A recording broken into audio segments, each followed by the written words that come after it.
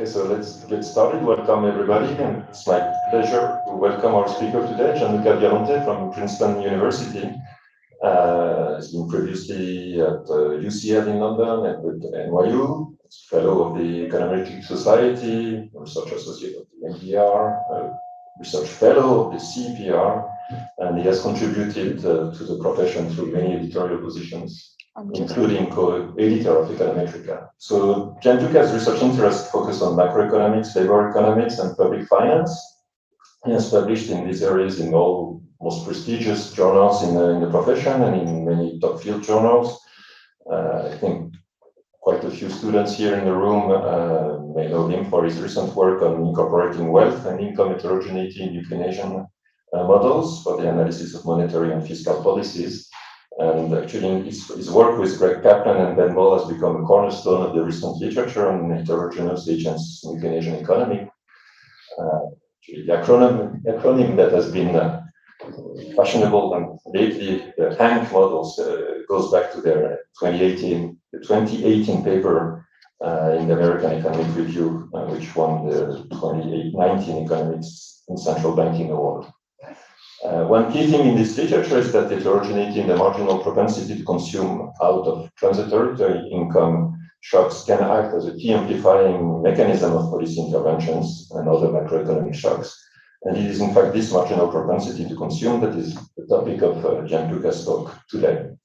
So the discussant of Gianluca's lecture is an ex-colleague of ours, Xavier Ragot, now professor at Sciences Po and president of the OFCE, Observatoire Français des Conjonctures Économiques. So the rule of the games are, as usual, for this lecture, so 1 hour for the presentation by Gianluca and then 15 minutes discussion by Xavier. And I think there are quite a few people online. We'll see if we can take their questions also. We'll see how it works. Gianluca, the floor is yours. Thank you very much. So thank you very much for the generous introduction. Just keep my phone here so that I keep track of time. So I'm very delighted to be here. Thanks so much for the invitation. I'm going to talk today about the marginal risk to consume in heterogeneous agent models, a large class of models that is one of the sort of workhorses of modern macroeconomics today. So the work is joined with Greg Kaplan, and this is it's a survey essentially of the literature that we wrote for the annual review of economics, and you can also find it there in published form. Okay, so let me start from, I think it's useful to begin from a common definition of the marginal risk to consume to make sure that everybody is on board with the basics. So we are defining the marginal risk to consume as the following. How much a household spends within a given period out of a small one-time anticipated windfall of income. And you see already that from this definition, there are a few things that need to be specified in order to make the definition operational. The first thing is how long is the period, obviously. You may think that if the period is long enough, essentially if it's kind of the entire lifetime, obviously the marginal risk to consume by definition has to be 1 or close to 1. Right? So it's very important to specify the period. And what we choose to focus on is a period of 1 quarter, which like macroeconomists loves quarters. It's most of the time seriously it's kind of quarterly level, and our business cycle analysis are most at the quarterly level, and so we focus on 1 quarter. In terms of the amount, we decided to think about a relatively small amount, $500, which is something in between. Like as a very small amount, which would really be sort of, if you like, the derivative, really the derivative of the consumption function, versus an amount that is a bit larger, maybe close to $1,000. That is the typical amount that households have received, say, in the US in the past few years as fiscal transfers, economic impact payments, fiscal stimulus transfers during recessions. And most of the empirical literature, as I will explain in a few slides, has focused on the analysis of those episodes. Okay, so we went with $500. Also, it is the marginal risk to consume out of a transitory shock. Okay, so we know since Milton Friedman how important it is to distinguish between the durability of the shock. Okay, so this is the MPC out of a transitory shock. It's the contemporaneous marginal price to consume. You can think of, obviously, a response of a shock being a full impulse response function with a response and impact and a delayed response. You can also think, and it's extremely useful to think about the anticipated response to the news of receiving a transfer in the future. For now, most of the lecture today will be focused on the contemporaneous MPC. If I have time, I'll talk about MPC to sort of the delayed MPC and MPC to the news. And also, the spending that I have in mind, and this is both for modeling reasons and for data reasons, is spending on non-durable and services. Okay, so I'm excluding durables, which from a theoretical perspective, spending on durables as something of savings, as an element of savings, as we all know. So we want to keep it separate. And also in the data, the magnitudes are very different. Okay, so this is the spending on durable and services. It's very good. So that's kind of the definition. So why do we do this, and what do we do in particular?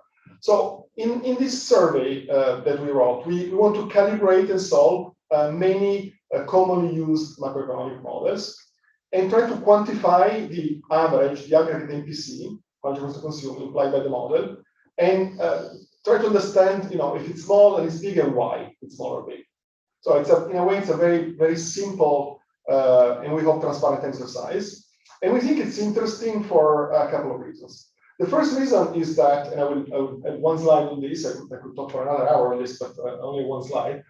It's really a central concept in modern macroeconomics, in particular in the macroeconomics models with heterogeneous household size.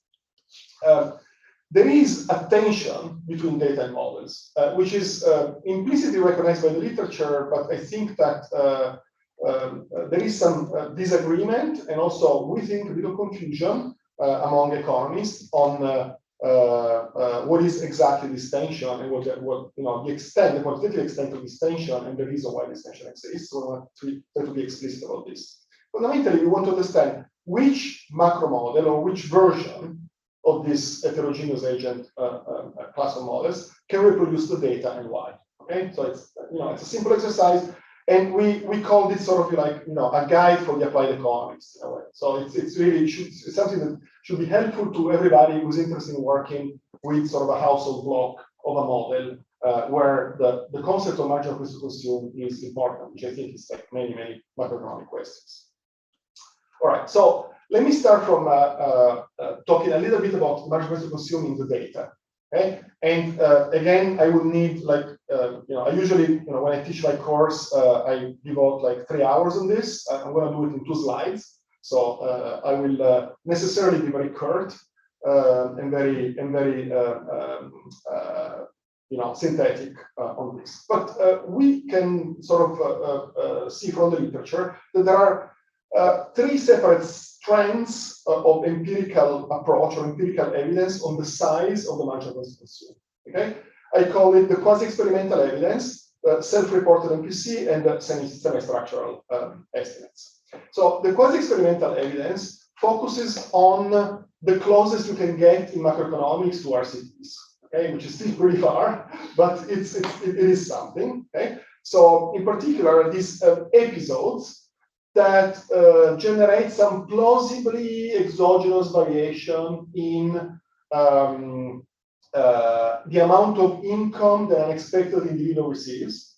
And so you can construct a sort of difference in difference, or semi sort of a diff in diff approach to estimate the size of the consumption response. One example is this literature on economic impact payments and the seminal paper that is Johnston, Parker, and Suleles.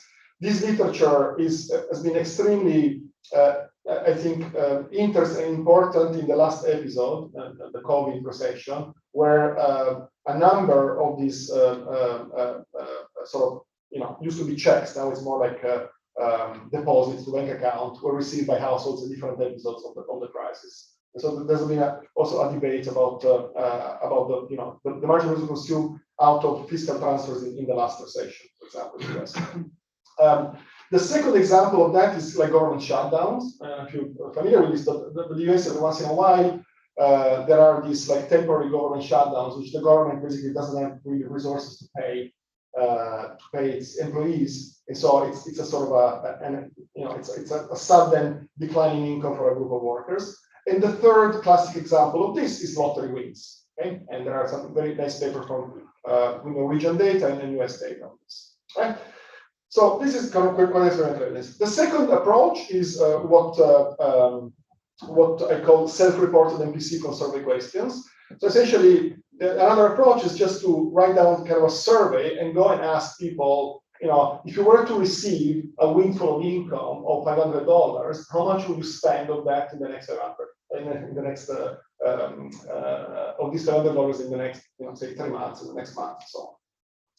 And there are pros and cons of this. Obviously, it's self-reported. It's not really data. You can argue that there are kind of behavioral biases. People don't really tend to say what they actually do. Turns out actually there are some validation exercises that show that the evidence ex post lined up pretty well with the answers. But it's also it's a great instrument in the sense that it's very flexible. You can really ask any kind of question and put people in many different scenarios. So it's kind of informative in a way.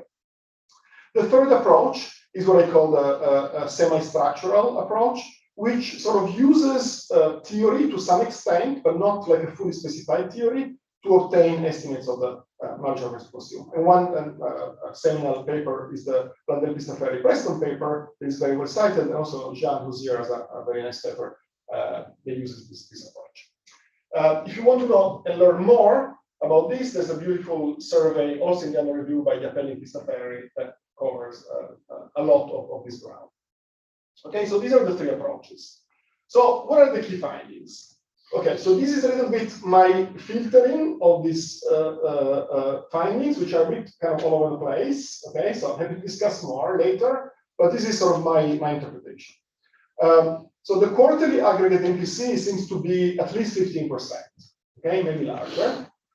There seems to be what is called size dependence, meaning that depending on the size of the windfall that is received, the MPC is larger or smaller. In particular, there is negative size dependence. The MPC is larger for smaller windfalls, and also the MPC is larger for negative income shock compared to positive income shocks.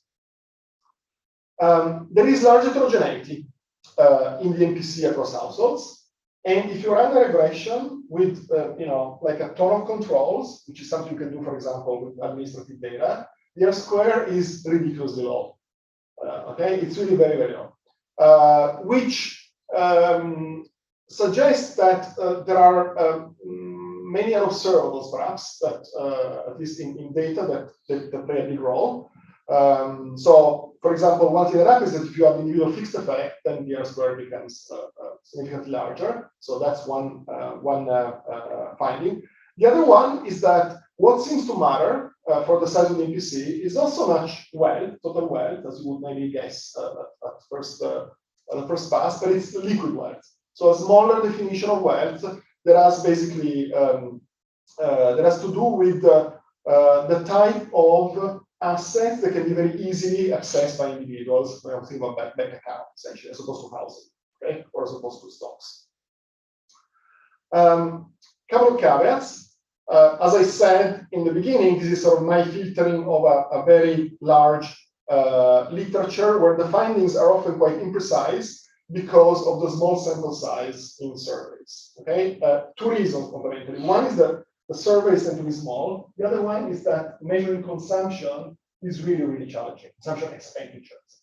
Measuring consumption is extremely hard. Measuring consumption expenditures is very, very difficult. And there is a lot of measurement there and so on.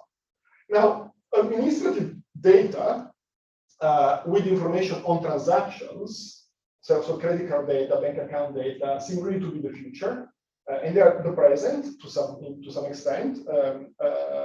There are proprietary data in the US, for example, what's called the JP Morgan Chase Institute has some really, really interesting data, and other data that are very, I think, promising for the future. Going back to administrative data, like, for example, the one of Statistics Norway, okay? So those are, many of you, I imagine, are familiar with those data. Those are really great data in the sense that they really follow the individual pretty much from birth, the entire career, they have a ton of data, and so on, but they don't have data on expenditures. Okay, so what people do, they basically do the following. What researchers do, they think about the budget constraint, they have every other item on the budget constraint but expenditures, and then they make out expenditures residual, right? Which has a lot of problems. One of the problems, for example, is the capital gains that are not very well measured, but are clearly very important. Okay, very good. See, this is about the data. So, okay, these are the data. These are the main findings. Now, why do we care about the marginal risk consume? Well, it, I think, is one of the cornerstone of macroeconomics, at least since Keynes, since the general theory. The type of models that we're going to focus on are the models that we think are sort of the frontier research frameworks to think about macro questions, which are heterogeneous agent incomplete market models. So this is a class of models where households log features heterogeneity, income risk, imperfectly sharing, and perhaps not necessarily, but perhaps non-linear rigidities, which makes the analysis a bit more interesting and more richer. So there are three reasons I would say why the NPC is important. The first one is that the size of the aggregate marginal risk to consume of the aggregate NPC determines the size of the Keynesian equilibrium multiplier, right? So it's kind of well known that the transmission mechanism of fiscal and monetary policy, which is being kind of revisited in this class of models relative to representative agent models, really hinges on the size of the multiplier, and that's one finding. The other finding is that it's not just the size of the multiplier itself that matters, but it's the distribution of the multiplier not the size of the NPC itself that matters, but it's the distribution of the NPC across households that matters. And in particular, a key sufficient statistic, if you like, is the covariance or correlation, the correlation between the marginal price to consume and the change in income at the household level. Okay, the more the two are positively correlated, the more the shock is amplified. Right, so that's one reason why the distribution of the NPC matters. The other reason why the distribution of the NPC matters is that it determines household portfolio allocation. Okay? So if you if you're interested in thinking through this model about any kind of macro finance type of issue, okay, or portfolio allocation, household portfolio, or even effects of, say, monetary policy through changes in asset pricing across households, this is really a key moment to focus on. And I explained sort of very simply there with a simple formula. It goes back to Kimball 1990 that the curvature of the value function, which determines the allocation, the portfolio allocation decision for households, is the product of the standard definition of kind of absolute risk aversion and the marginal propensity to consume. So the marginal propensity to consume can amplify or dampen the effect of risk aversion. Okay, and in the representative agent model, that's not interesting because it's basically constant. Okay, in heterogeneous agent households, that's a number that varies across the individual. So it could vary with the risk aversion or absolute risk aversion or not. All right, so I kind of introduced the concept of MPC. I've introduced the limit of the data and the motivation. Okay, so let's start taking stock. In the data, the MPC is large and is heterogeneous. These two observations we think have important implications for modern macroeconomics. And the question I'm going to ask going forward is, can common macro model generate a large MPC, and how do we do that? Okay. So let me start from the textbook Econ 101 almost model of consumption, which is the model with the certainty. Okay, so there's no shocks, no idiosyncratic average shocks, and no borrowing constraints, right? So that's the dynamic consumption saving problem of the individual. Discounts the future at factor beta, CRI utility with gamma risk aversion, a simple budget constraint where C is consumption, R is the interest rate, and Y is income. Okay, and Y is again deterministic. Okay, so with this model, you solve this model, you figure out immediately the consumption function is linear. Okay, it's a linear consumption function, which means that the wealth distribution, which is obviously a key feature, the key feature, if you like, the interesting new thing of this class of models, is really relevant for the aggregate marginal to consume, because there's basically aggregation, like it's a form of Gorman aggregation in this model. And you get this expression for the consumption function, and where M star is you can see the marginal propensity to consume, because it's kind of the propensity to consume an additional unit of wealth, if you like, or a transitory change in income, a one-time change in income. So M star has that expression there. So if you just simplify things, set gamma equal to 1, which is low utility, then the marginal propensity to consume is 1 minus beta. Beta is the discount factor, which is approximately the discount rate.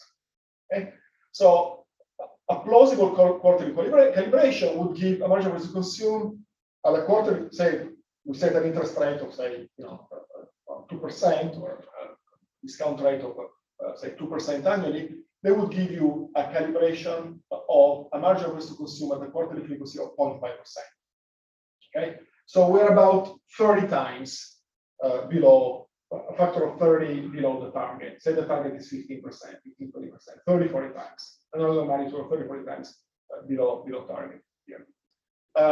And that's fundamentally, that is the reason why representative agent macro features a tiny marginal propensity to consume. Because representative agent macro effectively has this type of problems. There is aggregate risk. Yes, there is aggregate risk, but aggregate risk is tiny, and so effectively the consumption function is effectively linear for the representative agent, and so that's the MPC. Okay.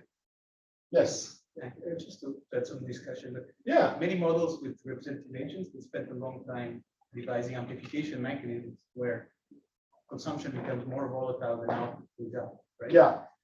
So even though for sure the idiosyncratic MPC is going to be super tiny, the G effects can be large.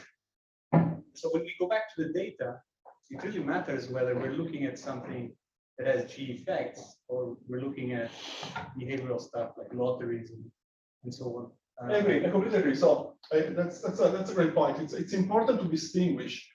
This is really the consumption response, okay, to the direct consumption response to a change in income. You can add on top of these amplification mechanisms, as you say, some of which depend on the distribution of MPCs, but others don't. Okay, you can have it on the investment side, for example. Okay. But I want to try to keep separate these 2 points: the amplification and the amplification mechanism in particular don't depend on the MPC from the direct consumption response.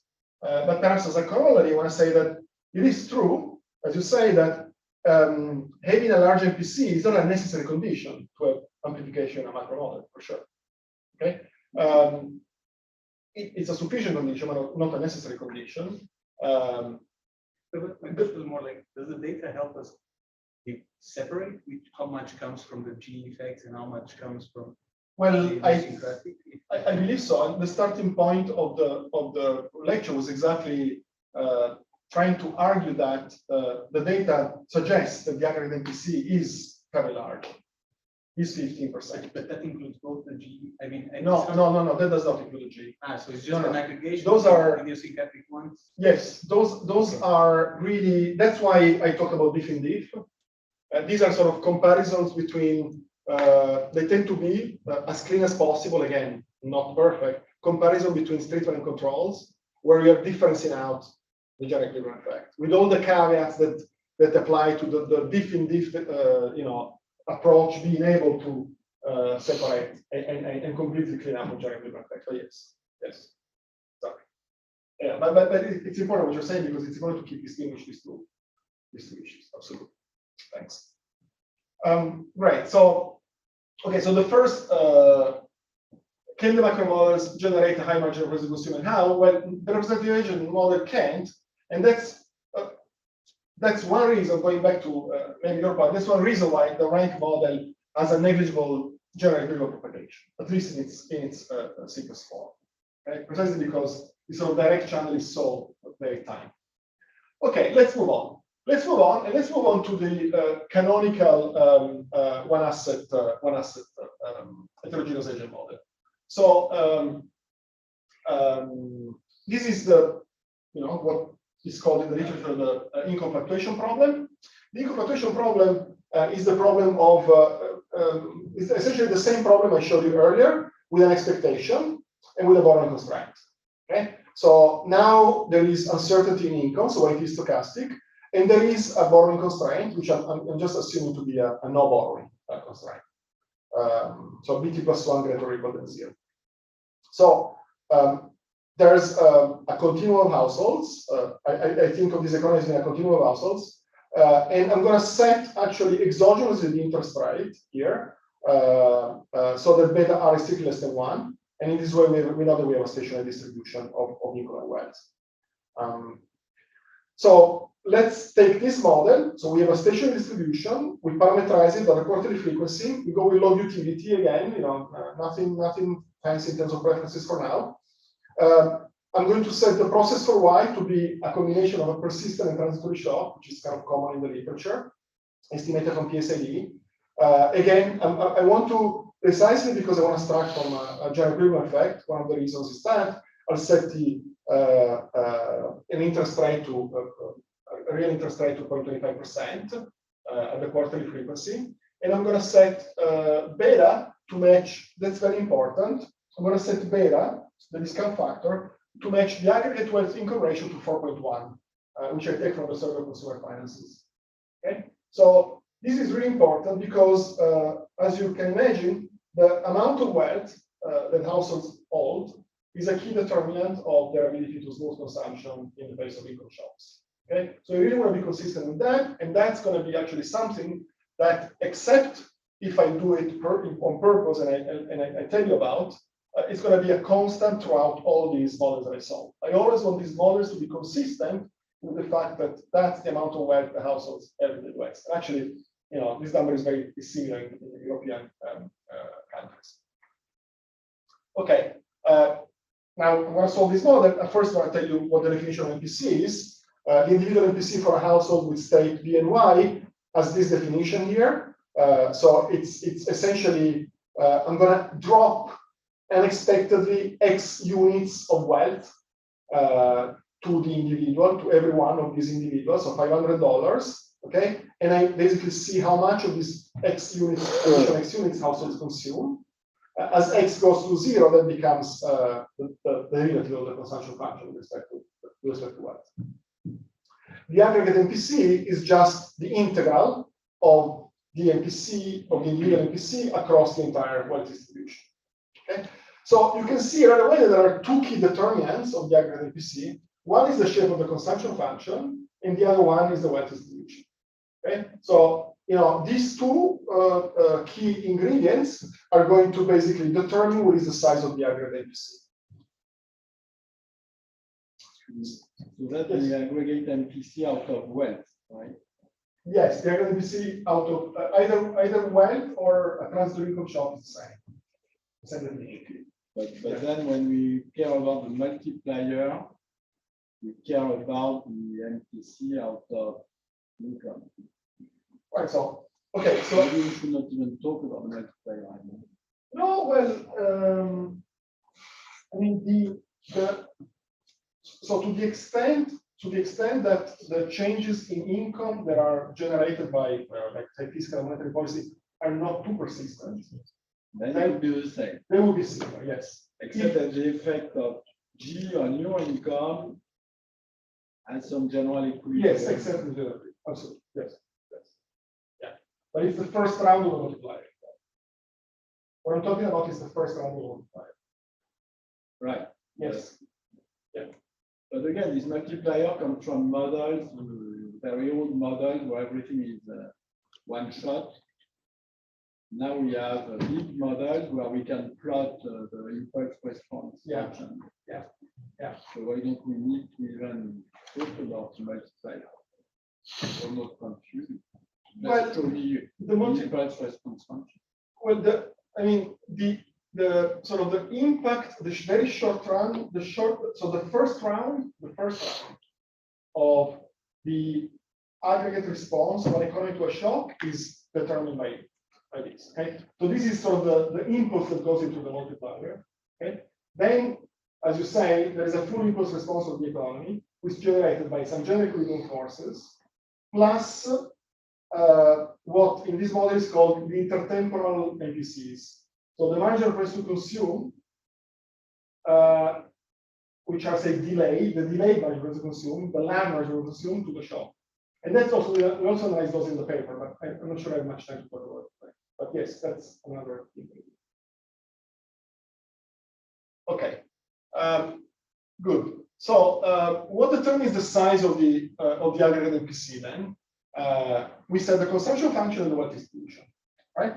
So the first important input is the concavity of the consumption function, which is determined, as we know from the theory, these models by two features: prudence, so the third derivative of the consumption function, and whether borrowing constraints are occasionally binding or not.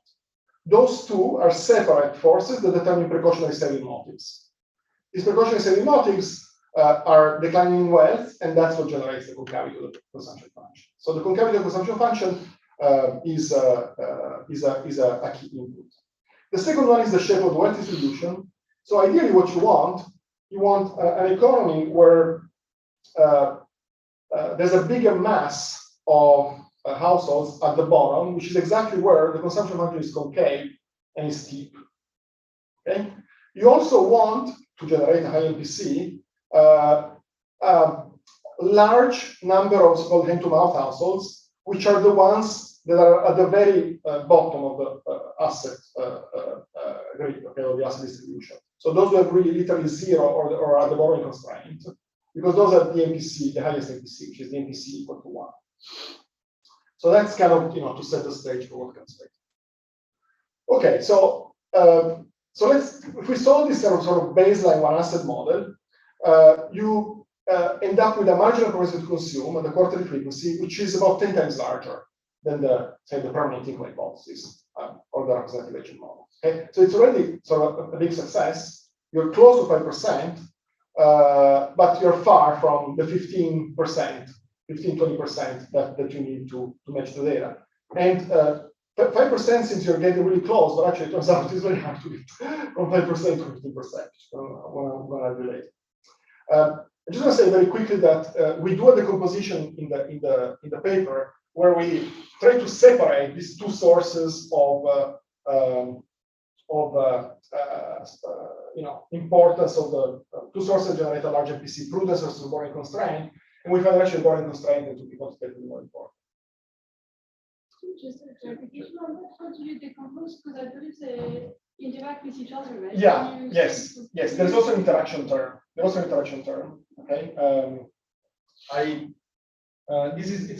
It's a bit technical the way we do it. There's a yes, if you don't mind, but it's a decomposition. It's not it's nothing particularly sophisticated. You can do it in a couple of ways. For example, another way which we did it is we looked at some model with quadratic utility and borrowing constraints, which doesn't have precautionary motive, and that's also doesn't have precautionary motive due to positive third derivative. We found some similar results, but it's just basically yeah.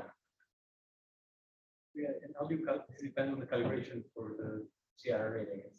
This is I will argue later that this number is incredibly robust, as long as you calibrate your discount factor to match a wealth income ratio around 4.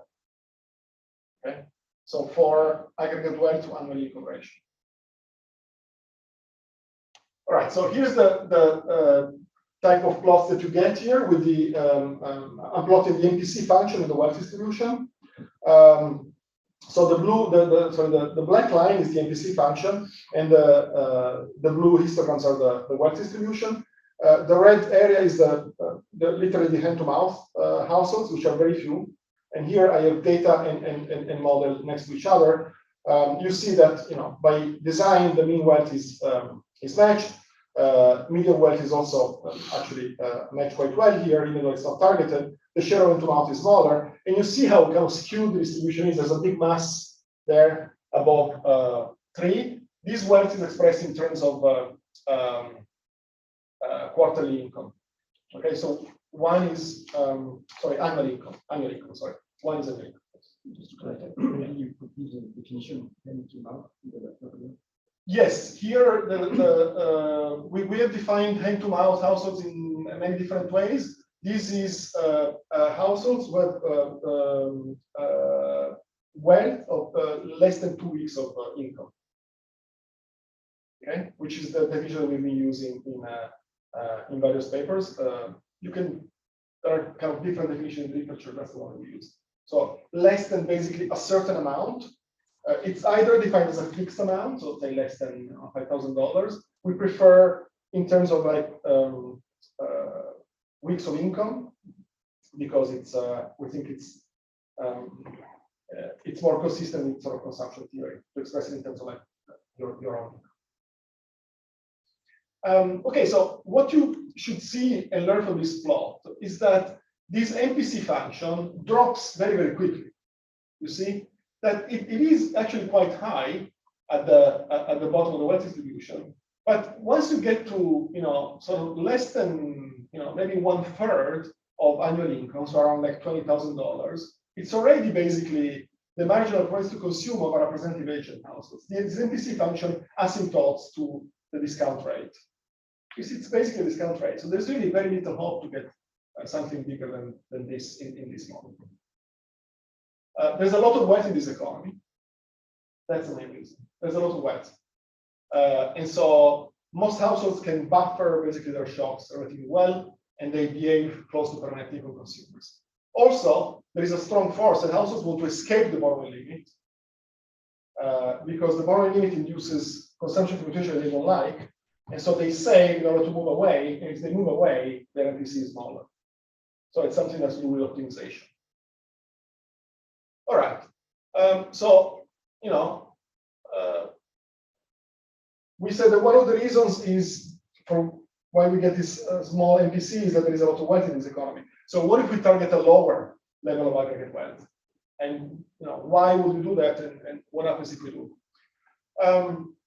Okay, so sort of very quickly, I'm gonna start presenting a number of models. And in this model, I'm gonna use this decomposition here, which is a decomposition between heterogeneous agent models, where I decompose the marginal price to consume as the marginal price to consume in the model, in the one asset model I just showed you, the one that gets 4.6%, plus some other terms. Basically, one term is related to the fact that the consumption function is different in the two models. The other term is related with the fact that the distribution is different, okay, in the two models, but the consumption function is the same. And the third is an interaction between the two. It just arises from the decomposition. Okay, this is sort of similar to what we do with the precautionary saving. All right, so what if we target a lower level of wealth? So we can follow two strategies here. The first one is to say, well, I'm going to set wealth to the amount of liquid wealth that households have access to. Okay, this is in the literature, it's called the liquid wealth calibration. So households have different forms of wealth. They have cash, they have bank accounts, but they also have stocks, they have bonds, and they have houses. I'm going to call liquid wealth basically essentially just cash and bank accounts. Okay, I'm going to be very conservative, a bit more, but essentially that's what it is. And if that is the case, then mean wealth in the economy is 0.5. Remember, total wealth is 4. Mean wealth is 0.5. So it's very, very much lower.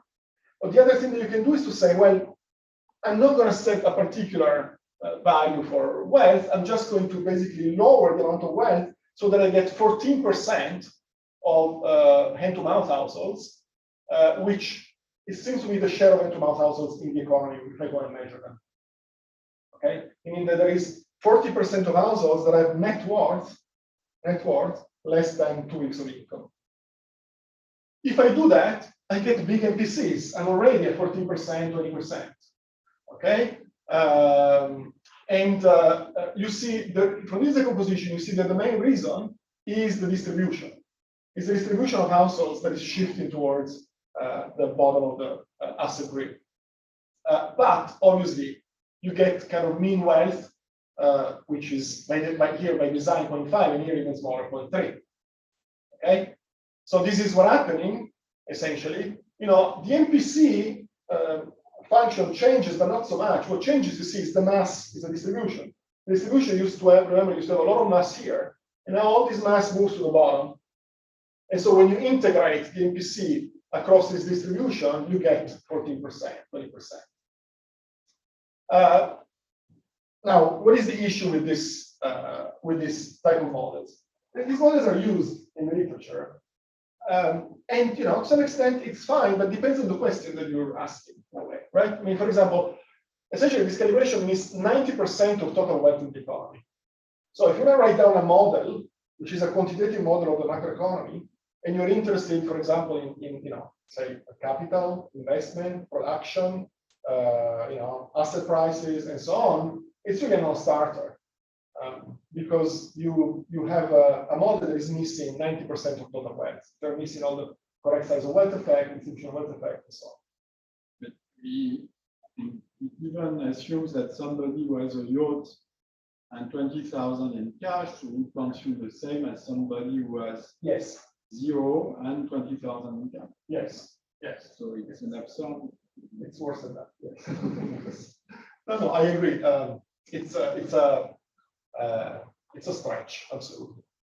And just a question about the type of consumption. So in the data, it's non-durable consumption. In the model, we only have one part of consumption. Yes, which is non-durable because there's nothing durable in the nature of consumption. Seems like what you match is the actual income and actual wealth. Shouldn't you like try to account for the fact that people will also, in response to a $500 thing, they will use packages to non-durables? Spend on what? On durables? Non-durables? On durable? Yeah, I mean, I agree. I think but I see it a little bit as a separate. I mean, in a way, unless you, I mean, okay. So take a model in which durables and non-durables are to sort of first approximation. Durables and non-durables are separate in utility, okay? And the durables give you a utility flow, and there's nothing like adjusting cost or anything like that. Then it's really not too different from saving. So you would have the same MPC? You would have the same MPC with respect to non-durables. And there will be something interesting happening with durables that actually it will be great to kind of solve them all compared to the data, but we've not done that. So, yeah, I was wondering, can you say something like about does the empirical evidence tell us anything about how the MPC varies across households? Does it vary much more strongly according to liquid wealth? It does, yeah. I mentioned that before. Okay, so no. It was very quick, so it was only one line. It does, with all the measurement caveats that I talked about. These are surveys, everything is very small, the surveys are small, the measurement of consumption and also liquid assets is very imprecise. To give you an example, I mean, most of this work is done in the US up to the last 5 years, where we're starting to use administrative data, so things are getting better in terms of measurement, and we're finding a starker pattern with respect to liquid wealth, was with the consumer expenditure survey. The consumer expenditure survey is extremely detailed in terms of consumption expenditures. And then at the end, after like almost 3 hours of survey, they ask people about their balance sheet, their household balance sheet, what they have in the bank account stuff. So, I mean, half of the people don't answer that question, because it's just what is called survey fatigue. People are just tired and they're, so using asset data with consumption data with the CX is really a bad idea. When you do that, you do find some patterns, but they're very imprecise. But people have found that in different data. For example, Norwegian administrative data, JP Morgan Chase, there's a very stark gradient with respect to the ones. Yes, which kind of motivates this. So okay, so liquid wealth is really basically what you have in cash and in your bank account. It depends a bit on the definition. So I'll tell you later the exact definition that we use when I talk about the two-asset model. But it's basically cash, bank account, and directly held mutual funds, stocks, and bonds. So if you have some directly held stocks, okay, in the US, people tend to hold stocks either directly or through retirement accounts. Retirement accounts have some illiquidity. That you can't really, you can borrow, you can withdraw, but at a cost, you pay a penalty. So we view them as liquid. But if you buy Apple stocks directly, or GameStop stocks, okay, those we count them as liquid wealth because you can sell them in like 5 minutes on the market. So, but they're very small and they're only present for the very, very rich, which absolutely play no role here because the very, very rich have an MPC of they're permanent income consumers, so they're not the ones that generate the big response. Okay. So you are targeting 15%, right? Well, yeah, that's experimental evidence. Yeah. And we are sure that it's on non-durable. Yes. Oh, yes. The durable and the MPC that includes durable is almost twice as large. Yeah. Okay. What we're not sure about is that it's 15%. We're sure it's. Yeah. Okay. So these things are very robust. Okay, robust across preferences, interest rates. I'm going to just skip this other one. Right.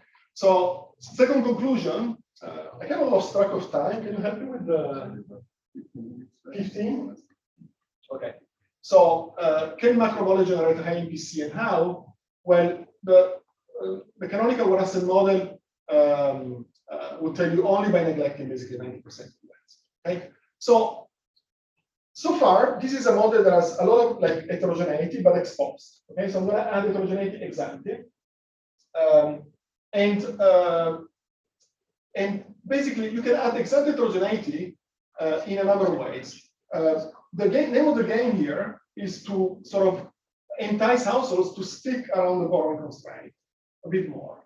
Okay, actually quite more than in the standard model, so that we create mass. Okay. Trying to be at the same time consistent with the fact that the aggregate level of wealth is big. So what do you do? Well, essentially, the idea is to add ex ante heterogeneity either in discount factors or rates of return or the intertemporal substitution. Okay, why? Because this allows you to introduce basically different types of households. In particular, you want one type with a high MPC and low wealth. Okay, that pushes up the aggregate MPC, while the other types hold most of the wealth in the economy. Okay, so you kind of separate the two issues. Okay, you want some types that save and they save a lot and they generate an aggregate wealth-to-income ratio around 4, and you have some types that are another equation that pushes them back towards the borrowing limit. Okay. So how do you do that? Just look at the other equation essentially. Okay. So what you want very negative consumption growth for some of these types. So you want either a very low discount factor or a low rate of return, or you want beta R to be less than 1 and a very high intertemporal substitution. Okay. I mean, you can see that from there, and there are many attempts in the literature doing that. I'm just going to show you one with the discount rate heterogeneity, discount factor heterogeneity. Okay, so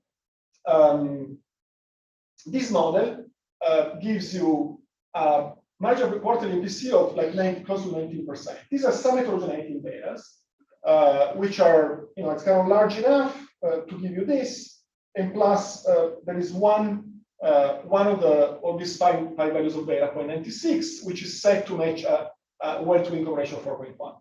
Okay. Now, what happens when you do that in the model, though? What happens is that median wealth becomes extremely low.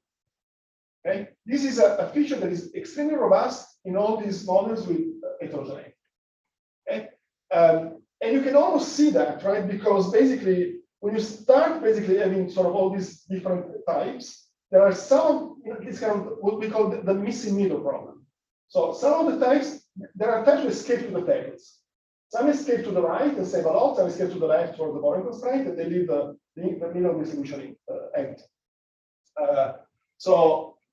This is a depiction of that. These are, this is the MPC function for the low beta type. This is for the high beta type. You see the low beta types, they have a much larger, marginal propensity to consume at every level of wealth because they're very impatient, and they're all amassed towards the bottom. It's the red area here. So, if you integrate the red area against this MPC and the blue against the dash, you can get a much larger propensity to consume. But, there is kind of this missing middle problem. So the median household is too poor compared to the data. And so you're kind of missing basically on the wealth level, on the wealth holdings of the middle class, that arguably is one of the most interesting, group of people in your economy. So that's kind of an issue. That's the issue that we see with this type of calibration. How much of this is an artifact of the infinite horizon, in the sense that if you have OLG or people die at some point and their children control a different discount factor? Right. So limit the accumulation by the most patient. I have a partial answer to your question. Is that this is a model, I haven't talked about this, but because I wanted to go quickly over the models. In this model, we have a death rate, which is calibrated so that like to do work in I forgot exactly. I think the period is like 40 or 50 years. So we are quote killing people at some rate and replacing them. So not the life cycle, but you're sort of asking maybe also the question: what if you have a proper life cycle profile over age? Much simpler than that. You want the request? So then the answer is no. It doesn't depend on that. It doesn't depend on that. So there is evidence on where this what explains this heterogeneity. We are heterogeneity the model that heterogeneity of what? In these discount factors. Oh no, exactly. I mean, this is another. That's another reason, right? That I mean, these models here are basically based on unobservable heterogeneity. So these are. There's no direct way to. There are sort of people try to get at the size of the heterogeneity in discount rate through surveys. They ask questions about savings and so on. So there is some extent, but it's very hard. So no, it's unobservable. There is evidence of heterogeneity rates of return. That there is. It's a big literature, and it's very interesting. But it's mostly focused on the fact that the rate of return on wealth become very high for the very wealthy people. That's the evidence. It doesn't find much evidence that the rates of return on wealth are very low and negative in real terms for the very poor people, even though you would argue that, especially now, with 7% inflation, if people, saving cash, well, yes, that would be like a big source of obviously negative interest rates. Okay, great. So here's the missing middle problem. So I'm going to skip a bunch of things because I want to get to the two-asset model, which I think is a good sequel to what I talked about. I don't have much time. So I'm going to skip this, and I'm going to skip also the part in the paper, but hopefully, if you're interested, you can read directly, where we explore some what we call behavioral biases. Okay, so essentially temptation and self-control and present bias, legs on utility. So I'm going to skip those, and I'm going to get to the to this point, which is kind of the sequel of the heterogeneity. So what we want basically, remember what we want. We're trying to build a version of the heterogeneous agent model which has a large marginal propensity to consume, and at the same time, as aggregate wealth as in the data, there is sort of no missing middle problem, And as hand-to-mouth households with plausible consumption saving behavior kind of in line with the data. And the key observation here is that the one that we used also earlier for early calibration is that not all household wealth is immediately available for consumption moving. So it's important to distinguish between any liquid assets. And also this is in line with the evidence that the MPC declines in liquid wealth. Okay, so we want to think seriously about liquid and liquid wealth, but in a way where we don't really throw away 90% of the wealth in the economy. Okay, so we write down an economy with a continuum of households who face uninsurable idiosyncratic income shocks. They choose consumption, saving, and a portfolio allocation. So they have some wealth, and they decide how to split their wealth between two assets, liquid and illiquid assets, with the rate of return on the illiquid asset is higher than the rate of return on the liquid asset. And these are our definitions of liquid and illiquid. Somebody asked earlier. And notice that illiquid wealth is really 85% of net worth. Okay, so it's 85 to 90% of net worth. Right? The key feature here is that we think of this illiquid wealth as wealth where there is a fixed transaction cost to move funds in and out of. Right? And also in this version of the model, we introduce a rebalancing opportunity that follows a Boston process. So even if you want to rebalance, you cannot do that at some point. Maybe because maybe you want to sell your house and there's it takes time to sell your house and so on. We also assume no short sale constraints on both assets. So this is a model that has this distinction between liquid and illiquid assets, but it's kind of explicit in the model. I'm going to skip this. This is the math. I'm going to skip it. I just want to point out that basically in this setup here, there are three types of households that populate the economy. The first is the unconstrained households, which are around 16%, as in the data. Then there are the hand-to-mouth in net worth. Okay, who are the hand-to-mouth in the world? These are what we call the poor hand-to-mouth. These are hand-to-mouth households that have net worth, total wealth, less than, say, 2 weeks of income.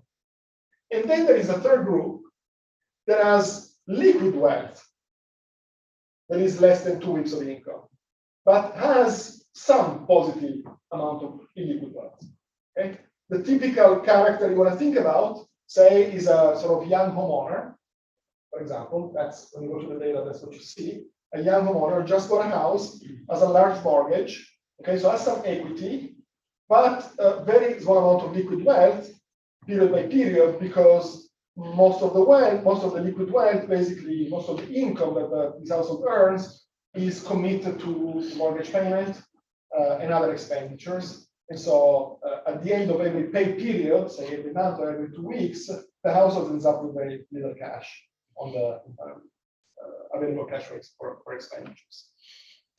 Okay, so this is in the data. From the perspective of the model, why would someone like a wealthy hand-to-mouth emerge, right? Why holding basically almost no liquidity and some illiquid wealth at the same time? Why would you have this portfolio composition? Seems like crazy, not optimal. Turns out it can be optimal. It can be optimal from a portfolio allocation perspective. There's a trade-off between higher return and illiquidity. You can by saving in the liquid asset, there is a long-run gain because you can achieve a higher level of consumption because you are saving in a high return asset that sometimes has a much, much higher return. There is a short-run cost though. If you keep your wealth in an illiquid form, you're much more subject to your consumption being buffered around by shock. You're much less able to smooth consumption. So then you couldn't borrow against your illiquid wealth. Yes, you can. The wealth limit. You can. And, yes, absolutely, you can. And to the extent that also somewhat costly, and it is costly both because there's at least in the US there's some transaction cost of borrowing, and also interest rates is much higher. And so it creates kind of a kink in the budget constraint, which gives you some persistence. Then these results go through quantitatively, maybe a little bit less than this. Okay, so that's kind of the logic.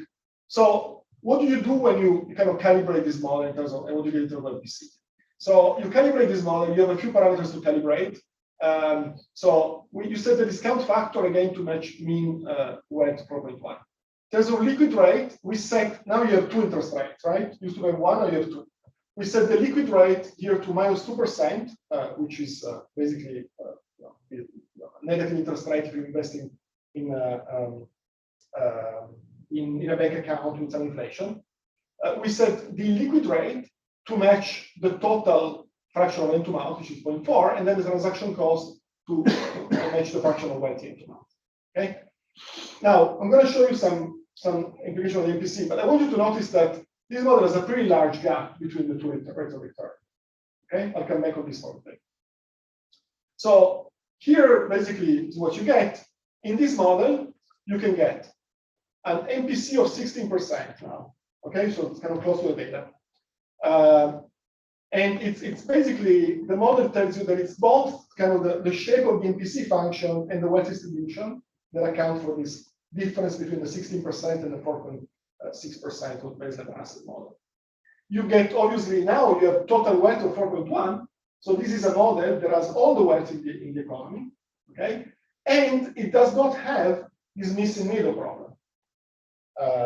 The median total wealth is 1.1 compared to 1.6 in the one asset model. Okay, so you're you don't have this problem that the missing of the middle of the distribution is sort of void. Why? Because there is this additional wealth which is in illiquid form. It's true you have many hand-to-mouth households, but some of those are, in fact, the majority of those are hand-to-mouth or in liquid terms, and they have some illiquid wealth. So if you compute net worth, even median net worth is kind of quite high. Okay. Yes. So then, maybe this is a useful plot to look at before my last couple of slides. So this is the MPC as a function of liquid wealth. This is the MPC as a function of illiquid wealth. Here you see very clearly that what matters for the size of the MPC is really liquid wealth in this model, not the MPC. So the big slope here, you have it with respect to liquid wealth. There is this big drop off here with respect to liquid wealth. And there is also a large mass of people, 40% of households, that are actually exactly here where the MPC is very large in terms of liquid wealth. Then there's all this wealth in liquid form, but when you project the marginal price to consume with respect to liquid wealth, you don't find much of a slope. Because exactly that's not what matters for consumption decisions, at least not in the consumption response to a transitory shock. It would to a permanent shock, right? To a permanent shock, it would, or more persistent shock. Because the way this model works is that if you get, one of the reasons why in this model households are okay in saving most of their wealth in illiquid form is that if something really, really bad happens, okay, say they lose their job or there's a health shock in the family and so on, they can always take pay the transaction cost and withdraw some of the wealth from the liquid asset. All right, so it's not money that is locked in forever in an asset they never access to. They can have access to that wealth if they need to, which we think is sort of very great. Okay, the other I think interesting property of this model is that the model has an implication for the MPC out of illiquid income as well, not just liquid income, but also illiquid income. Okay, suppose you drop now $500 in the liquid account, right? So it's an exercise in the model that is similar to data counterpart would be like a small wealth appreciation in household wealth, right? Okay, a capital gain on housing or stocks held in the 401k. So the model has a very different marginal price to consume out of liquid and illiquid wealth. The MPC out of liquid wealth is 2%. So it's like 8, 9 times smaller. And this is in line with the data. We found MPCs out of, say, housing equity between like 1.5% and 2%.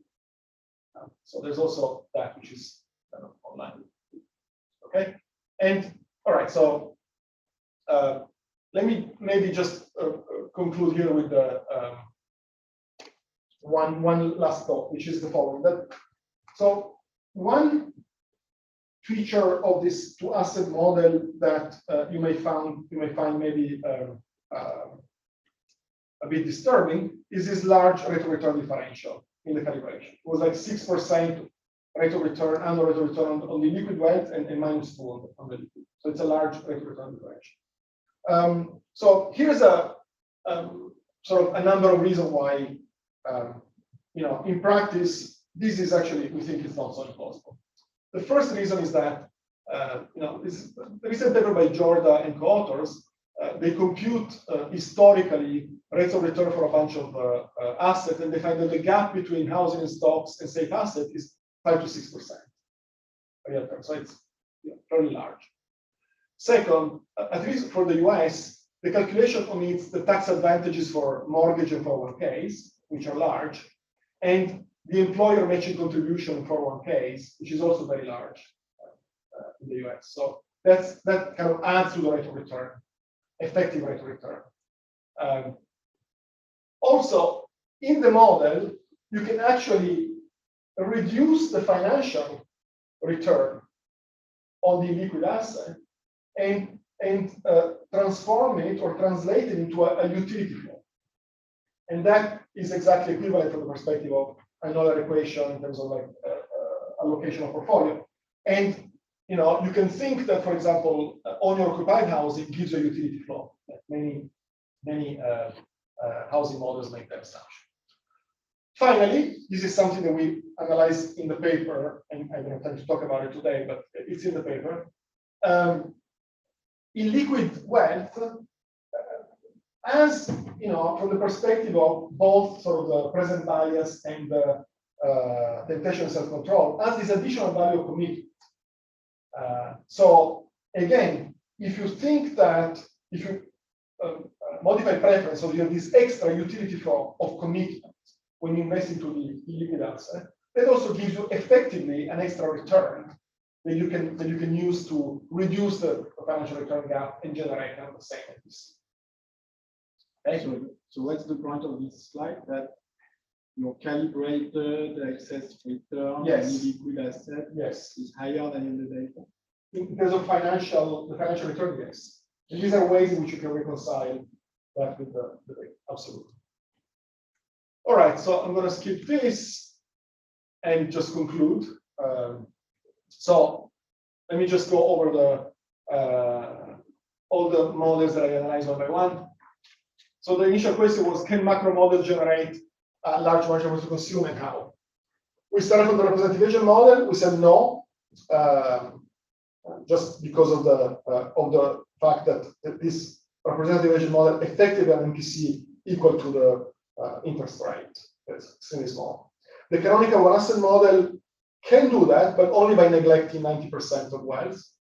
The models with this kind of ex-ante heterogeneity have this sort of missing middle problem. I haven't talked about spender-saver model, temptation, and present bias, which you can think of those as being kind of behavioral twists to the one-asset model. I'm happy to talk about it in more detail later in the Q&A. The two-asset model is successful, but the simplest model has this kind of sizable rate of return gap. And we offered in the paper several ways to make sense of this return differential, either in terms of additional reason for which the financial return can be larger, or in terms of like utility flows of different types from the liquid assets. This is my French slide. Thank you very much.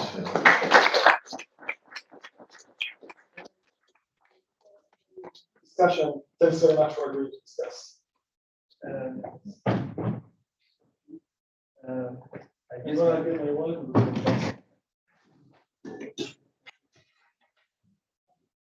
I guess my slides are coming and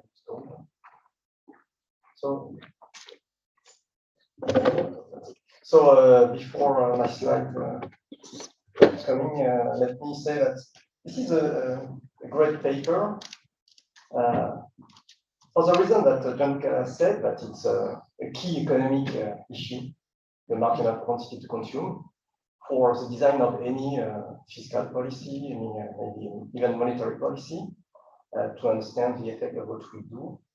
And that's the first motivation of the paper. But I will say that, from my view, what is even more interesting in this is kind of the scientific path that we are trying to follow here. We are really trying to use micro data, some macroeconomic concepts such as distribution of wealth, to try to select the good basic theory about, let's say, consumption saving choice. So we are going back to basics, which is consumption saving, and we are trying to use a lot of data that we have out there, and I will speak about some data as well, that we can use to try to get the best economic model. So it's very good science. I think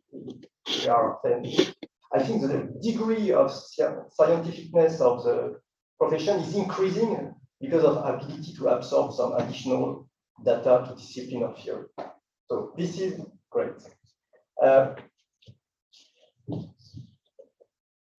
Trying to move. No, it's. Okay, thank you. So the paper is published, so I can be very critical because this is great, but in a sense they take a lot of risk. They confront some theory to the data, and so they open the possibility to many criticism on the theory side. Why this theory? We can, I don't know what, can use alternative behavioral view, habit formation, prospect theory. So on the theory side, we can say, oh, things are missing. And on the data side, you can say, okay, you look at one moment, which is the NPC, but you could look at other moments. And so there are plenty of other moments that you want maybe to target for some reason. So there are lots of different paths to make a strong criticism to this paper. And this is great, since Popper, we know that this is what is science about, the possibility to criticize a paper. So there are two possible goals: use microdata to discipline macro models, like matching MPC, and I think this is mostly the experiment of this paper, and use distributional data, to be more precise, because in partial equilibrium, and we notice that. So it's an equilibrium distribution to discriminate across different basic consumption saving models, which are so important for positive analysis. And at the end of the talk, I will speak about normative implication as well, which I think is key in this talk. So Gianluca said it's a survey. This is an extensive notion of survey compared to what is done in the paper. There are so many things done in the paper. So it's very impressive, the quantity of work which is done in this paper. So there's a sequence of models, almost revisiting many models to try to see what their implication for MPC, what is the mechanism inside the model. So this is a fantastic, I think, paper for teaching, for understanding what we do as macroeconomists in terms of key ingredients in our model. So we start with our quantitative agents. When we have a one-asset heterogeneous agent model, we have lots of alternative calibration.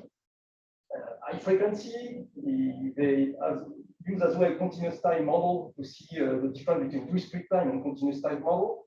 They have heterogeneous discount factor. They have extending utility function to distinguish between risk aversion and intertemporal substitution. They introduce heterogeneous return. They go in the behavioral aspect with two theory, which is temptation and self-control and present bias.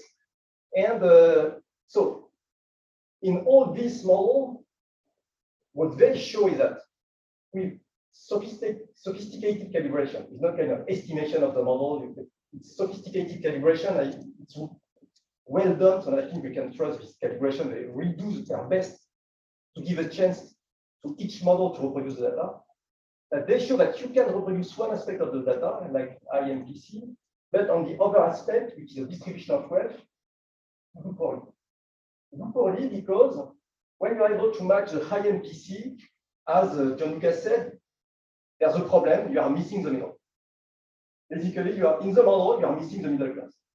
There are some agents in the data, they have a middle amount of wealth, they are in the middle of the wealth distribution, and those agents, I think, are key for economic analysis, for welfare analysis.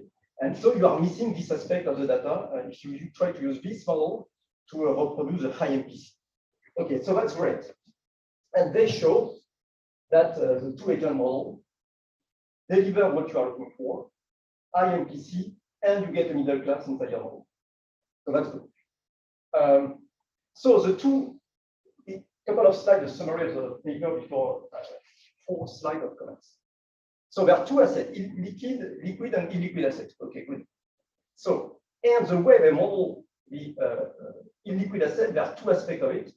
There are a stochastic participation cost to the illiquid asset market. From time to time, you are able to go to on financial market to sell some illiquid assets or to sell your house, which think about it, illiquid asset, I think it's a house, which is typical illiquid assets.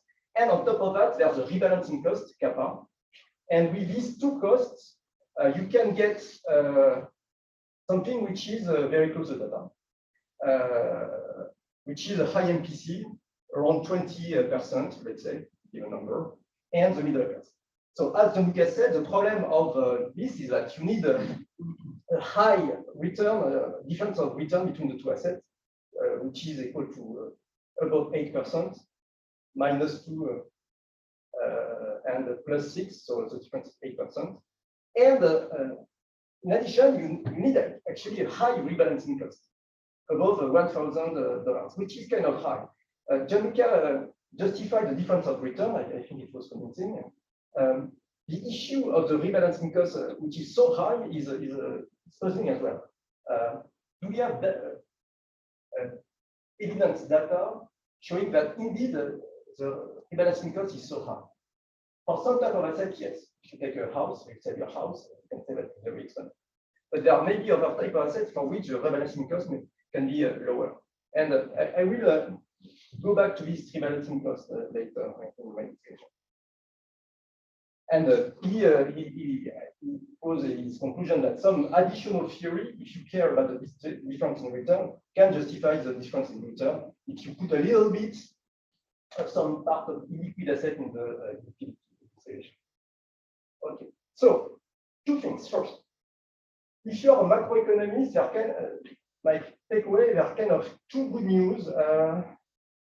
The first one is that there are 2 not too complicated models which are reproducing high MPC and a not crazy distribution of wealth. The first model is a standard saving model, which is a model where you have some people, by assumption, who are at the credit constraint, 20% of they are credit constraint, and the rest of it are a kind of heterogeneous agent model with one asset. So you can still with a one asset model, if you agree that it's okay to force some people just to consume what we have, to have an MPC of 1, then you can get a high average MPC and a realistic wealth distribution. So Gianluca in his presentation, did not discuss this model. But in the paper, he shows that it's not a crazy model in terms of MPC and distribution of wealth in a one asset model, if you agree that it's acceptable to put some part of the population as a constraint. So, but they say that and it's true, the problem of this model is that actually, if you look at another statistics, which is not the MPC, but the evolution of MPC over time, which is the intertemporal MPC, then the consumer saver model is doing a poor job in this dimension because the MPC is very high on impact, and then it falls very quickly toward a very low level forever. And the data, the MPC, if you give money to households, they consume a lot, and they still consume progressively part of the amount before consuming almost everything. So the dynamics of the FPC, which is an additional statistics, kind of say that this consumer cyber model is not perfect. But if you do not care about this time dimension of the FPC, it's not such a bad model in a sense. Second, and it's even for a takeaway if you use a model, is that if you want, indeed, the two-asset model is doing a good job, and it has two aspects, rebalancing cost and the stochastic participation cost. What I take from the paper, the appendix, is that if you set the participation cost to 0 and you play with stochastic part, then you can match high MPC and a good distribution cost. And this is very good because it's much simpler, this one, because there's no discrete participation choice. So this model is used by buyer on a ticket with only a stochastic participation cost. And it's good news to see that as a macroeconomist, this simpler model, we have two assets and no discrete participation cost, just to have a stochastic participation cost, which is exogenous, is doing well. I think it's, for me, as a modeling device, it's a takeaway of the model. So, to be fast, couple of remarks. First, the income process. This part is acknowledged in the paper, so I rephrase what is written in the paper. What the model is doing is that what we do in the literature is that we estimate the income process of the household, which is typically a year one model with some persistent and transitory components, and one income process for everyone. Okay, and with this income process, you play a lot with other part of the model. But now we know that in the data, we have some labor, basically, data on the labor market, there are different type of qualification, different type of people working in this geographic area where the income process is different because the unemployment is high in this. And households are facing heterogeneous income process. And it could be nice to play with this heterogeneity to see how far we can go if we play with heterogeneous income process to reproduce the MPC and distribution of wealth. And it's better, I think, to use this data instead of heterogeneous discount factor. They are close in terms of modeling device because this income process is observable. So it's a really hard data that we can plug in our model to see how far we can play with this observable income process to rationalize the data instead of this unobservable heterogeneous income factor. So, for the sake of time, let me skip this one. I will discuss maybe with Gianluca that this is related on past work on the distribution of money. Just a word on that. I think the two-asset model that Gianluca has presented is much better than what he said, convincing you that it match IMPC, that this model is good to match a total distribution of wealth, the MPC, that's good. But even better, it's a very good model to match the distribution of liquid wealth, which is a distribution of money. And we know in this period of high inflation, we want to have the distribution of money right to see the welfare cost of inflation. So this model is matching very well the distribution of money and the joint distribution of money and liquid wealth. So, and I would like to have additional, statistics on this moment, which is the model-generated distribution of liquid assets to discriminate across models, not only the MPC. And I think with these statistics, you can say that the consumer cyber model is doing a poor job in terms of joint distribution of liquid and illiquid. This is my main two more slides.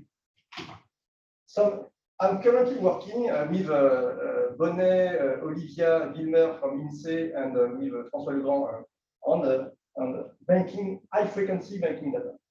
So that's the type of data that Gianluca has described. We have access to a bank, two banks actually. But the main bank is Crédit Mutuel, and we follow agents. We have a daily bank account transaction for 300,000 households. It's not representative, it's a big number. So we are able to follow daily transaction for these people to try to understand their consumption saving choice at a high frequency. And what we get in this this exercise is we just find what people on this French data, these are French data, on this French data, which people have found on other data, which is first high MPC, and around 40% at a weekly frequency. And we come back to that. These are daily data, we aggregate it at a weekly frequency. This is total expenditure. Yes. Yeah. I will, last one. Yeah. So, total expenditure, 40, which is consistent with durable and durable. Second, we find on micro data, I'm a macroeconomist. I would love to not to use this data to aggregate, but so we have to do that to understand this issue of MPC. The heterogeneity of MPC is huge, as has been said, and it's for the same observable agents, same qualification, some wave, some liquid, some liquid wave. There's still a lot of unexplained heterogeneity MPC, and so I think we should also maybe discriminate our models in their ability to reproduce this heterogeneous MPC across agents. Because the first order is agents have a very different MPCs with the same character. Second, this is something which is very puzzling in the data are those asymmetry. It's not the size dependent MPC. When you get $500 or $5,000, indeed, your MPC is different. But for plus and minus 500, your MPC is very, very different. It's weird. And there are some papers showing that what we find the data, and I think it's found in other data sets as well, is that you receive some money, a positive amount, you consume it. You have to pay some money, and in the data we are able to notify taxes. Unexpectedly, you have to pay additional taxes. You dissect, and your consumption stays flat. So the MPC out of the negative shock is 0, and the MPC out of the positive shock is positive. You receive some money, you go to a restaurant, you buy some friends, you consume. But when you have to pay some money, you decide. So this asymmetry is very puzzling. And so using this data, we start to identify some kind of new puzzle for consumption theory that will have to be explained. The issue is it important for us as macroeconomists? I do not know yet, to be frank. There are lots of things in the data that are useful for other people. We want, aggregates and to have average effects. But still, I think this issue, there will be some new fantastic work. I think in the frontier between micro and macro, using this type of data, because there are lots of additional puzzles. The more we use the data and the more kind of precise the data, the more the puzzle we identify. Just one word about it. When you aggregate at a weekly frequency, the discussion we had between durable and non-durable goods becomes a nightmare. An haircut is a durable service at a weekly frequency. Because you do not go to get a haircut every week, but every month. And there are lots of goods that are qualified as durable that becomes non-durable, but become durable the higher the frequency. And so the fact that we stick to a quarterly frequency, I think it's good. Maybe we will increase the frequency of our work and additional problem will emerge. So what we are working on, and just some of you are working on this, it would be interesting later to think about it, is that in top of two asset model to have a two goods model. A good, which is a luxury good for the poor, maybe going to the restaurant, having a haircut instead of your friend cutting your hair, things like that. So some luxury good for the middle class that could explain the asymmetries and some additional contribution to the high MPC for the middle class.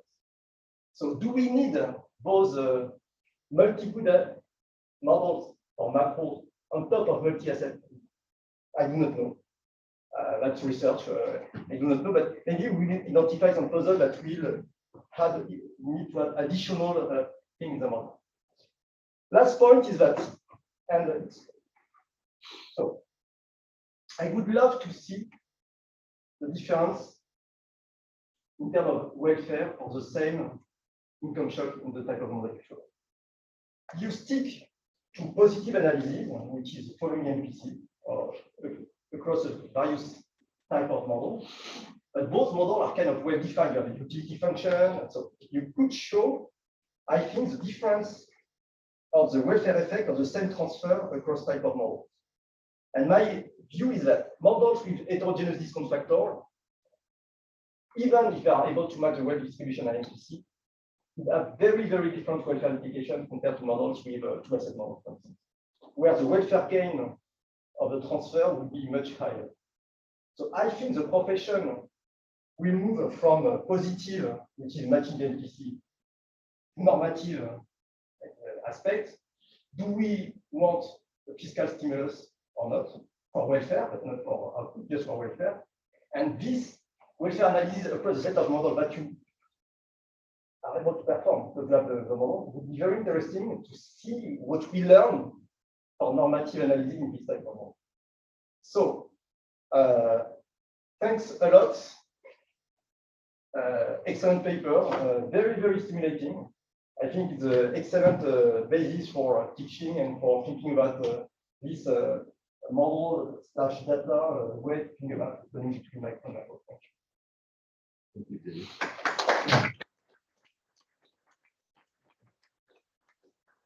We went overboard, but maybe a couple of questions from the audience before Gianluca can take everything.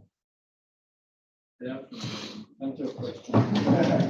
One, in your model, in a class of models, there is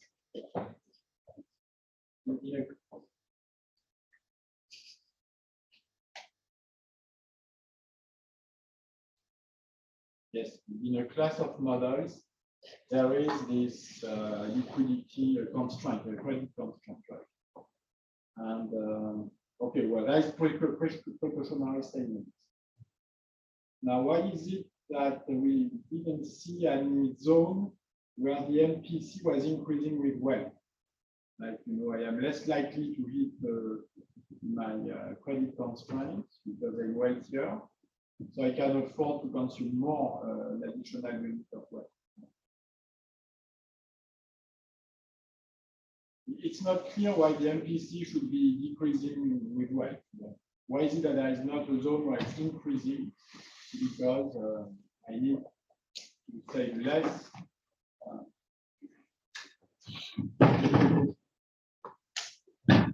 Can I start to give like best shots to your answer, then I'll reply to it. So,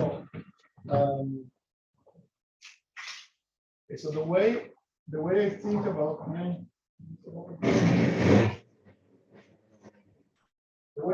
about the precautionary savings, which may be maybe incomplete, but is the following. Xavier, you have a better answer.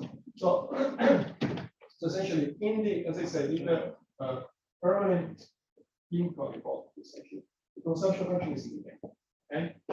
So what precautionary saving does, and what precautionary saving what it does is reduce, it sort of increases savings, increases the saving rates.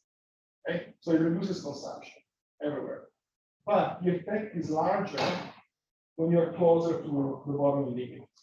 Okay? So that's how you get from basically the linear consumption function to the consumption function in the complete market model, which kind of looks like this. Okay? So savings are lower everywhere.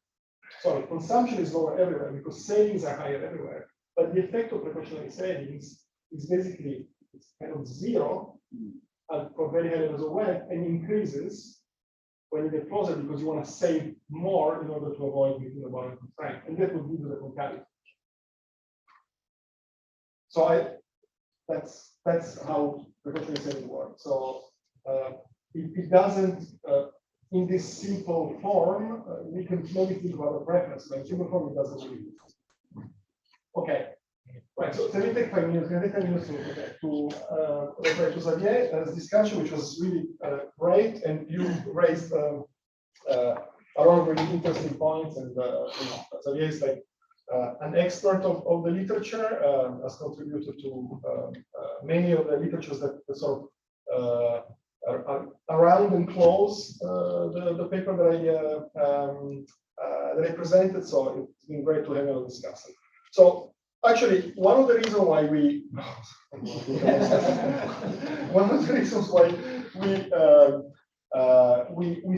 started this with Greg was exactly because we were teaching this stuff to graduate students, okay? And every time I was teaching something, there would be like a student raising hand. But what if you change this in the model?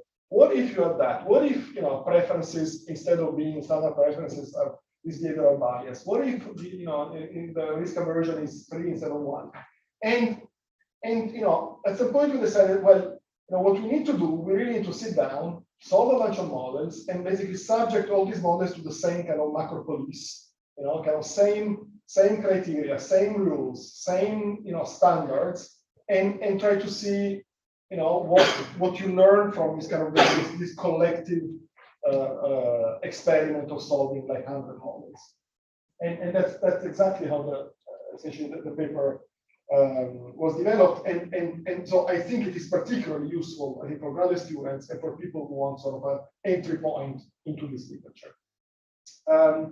Okay, the second one of the things you mentioned is that we only looked at cross-sectional moments of the wealth distribution to try to discipline, and actually, you're absolutely right. There are other things you can look at, and there was just no room in the paper to look at. One is, which is also interesting, and the model has different implication, the correlation between average propensity to consume and marginal propensity to consume. Because the models with preference heterogeneity, think about, very impatient and very patient. The very impatient person has both a high average propensity to consume and a high marginal propensity to consume. Instead, in these models, which are driven essentially by income shocks and so on, the correlation is much smaller, or close to 0. So you can go to the data and see whether this correlation is strong. And the type of data will be perfect to look at that. So the other thing that you can look at is wealth mobility. So not just wealth cross-sectional wealth distribution, but how people move within the wealth distribution, at which rate they move. Again, for example, in this model with income shocks, actually people move around quite a bit in the wealth distribution because they're battered around by shocks. But if you have very patient and very impatient, the very patient people will always go to the top, and the very patient people always go to the bottom. So that model generates much less wealth mobility. So these are all things that you can do and can relate to this point about NPCs. Now, one point about the rebalancing cost. So Xavier said, well, this rebalancing cost looks high. I don't know if it's, in the model it's like $1,200, and then in other version we have like $2,000. And I mean, actually, if you think about, the transaction cost you pay if you buy a house or sell a house, it's very small. But I think even the transaction, I think it's a bit extreme, but even the transaction cost that you pay for refinancing, it's actually in that ballpark. If you refinance a $100,000 or $200,000 loan mortgage, that's kind of in that ballpark. So I don't think they're crazy, these numbers, but maybe one thing that one could do is express them as a percentage of which we've done in other papers, as a percentage of the amount that is adjusted as opposed to a fixed number. Maybe. And I agree with you, and we're kind of surprised that the model with the Poisson probability of adjustment works quite well, even with the transaction close to 0. I mean, it's a different view. The view is that it's a bit of a frictional view of asset markets. It can take a long time to sell your assets. It can take a short time. So like if you microfound this with a search model, that's what you get. So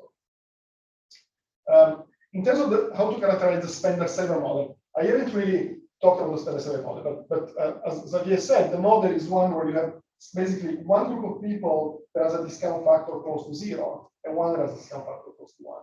It's the one with the discount factor close to 0 that it's few people, but they have an NPC of 1.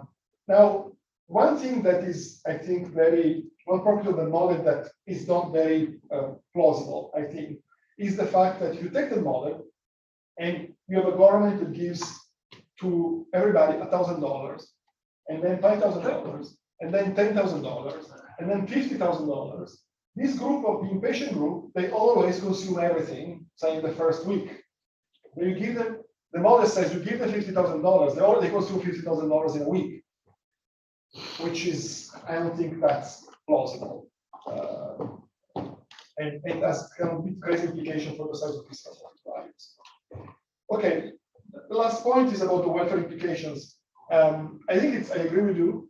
I think that at a superficial level you can say, well, all these models can generate an NPC of 20%, but then they do it with such different mechanisms. Then I completely agree that if you look at welfare implications, they will probably give you welfare implications. With the additional caveat that doing welfare with heterogeneous agent models where individuals have different preferences, it's even more complicated because you see what how to aggregate, which is and finally, I really look forward to reading your new paper. It sounds super interesting, and that's exactly, I think, where the future lies in terms of combining data and model using this sort of administrative microdata, high frequency transaction base. So that's great. Thank you very much. Thank you for all your interest.